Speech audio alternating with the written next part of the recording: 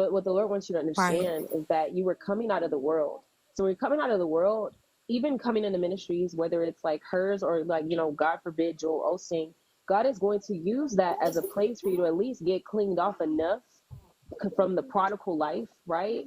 Or if you're coming out of like the Amen. world as being lost and backslidden, right? Like maybe you never even knew Yeah. salvation. God will keep you there Yeah. for just enough. And there's actually a mystery he showed me about that, and I'm gonna break that down in a second. But what the Lord wants me to help you see is that it's not a disappointment, but it's an encouragement, because as you navigate deeper into intimacy where they stopped, that's a good thing. So where they stopped at seeking God for intimacy, you kept going. So because of that, God honored that by Amen. giving you sensitivity to recognize this is not you, Lord. I know I may not know everything, and I may not know, you know, Right. warfare from this, but all I know is that this isn't right, Father.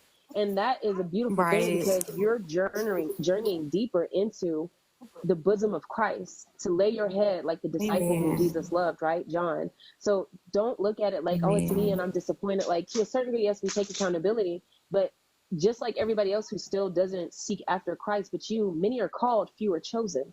You're one of the chosen ones because Yeah. you chose to navigate into, you know, that trajectory. And so then the mystery that I'm going to share that the Lord taught me about when it comes to people who sit up under false leaders and they move and they graduate on, because that's something that the Lord does. See, he is so sovereign that he can still orchestrate his will despite free will. And so as Yes. people who are, you know, called or maybe not called, whatever they do, they have these platforms. The parable of the talents, somebody put in the chat, it's Matthew 25, I think, but it's the parable of the talents.